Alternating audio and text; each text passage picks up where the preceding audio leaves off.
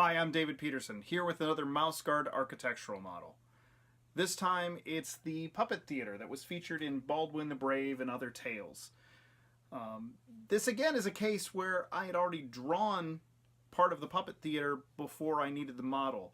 And so if you look at the outside of the building, the exterior, it's all my drawing. And that's because I just took the cover that I had drawn for this story and printed it out and then skinned it onto a piece of cardboard. Now the rest of the model is pretty simplistic.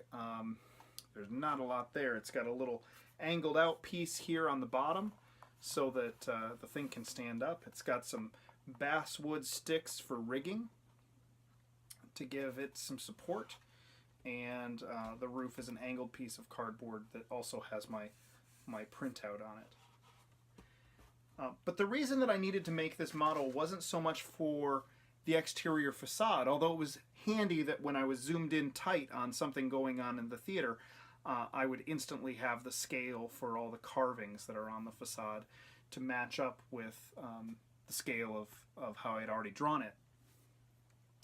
But I wanted to be able to do the set changes as though this were an actual puppet theater, and I wanted to make them feel very two-dimensional. I did not want this to feel like an actual physical set, but like backdrops. And I made several backdrops to be able to go in that space so that the scene changes felt real. And I could have flats on separate layers. Again, to give it that very two-dimensional feel. Now that way also, if I wanted to show something from an angle, I could show where you could maybe see the wings. You could see the space off to the side of the puppet stage.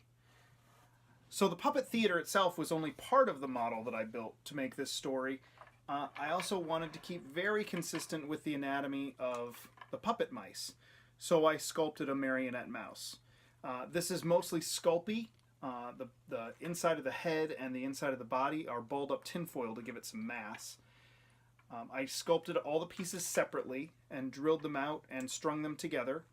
And then when I was trying to imagine what was happening, I would physically take the marionette in my hand and cock the head to one side or lift the arm up, and I'd take a photo of it for reference, getting my hand out of the way as much as possible. Now I'd deviate from that. I didn't just directly trace the photo, but I used it as a really good reference point to get as much as I could of all the body language and how those limbs would just kind of naturally fall and hang.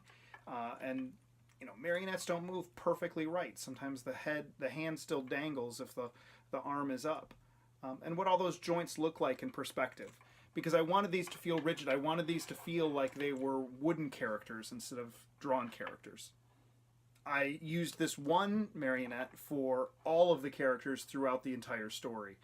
I didn't make multiples. I would just shoot them from different angles and then draw the details on separately that made each character unique for Baldwin the Brave and other tales. But it was by doing these things that made that story all the more believable. It made it all the more real and charming, I think. And that's not to toot my own horn. That was a story that I was very nervous about. I thought it was a great idea when I started drawing it, but just before that Free Comic Book Day, I had a panic. I wondered, what had I done? I just tried to write a story that would get people introduced into Mouse Guard by drawing mouse marionettes. Not even actual mice, but marionettes. But it's still one of my favorite stories.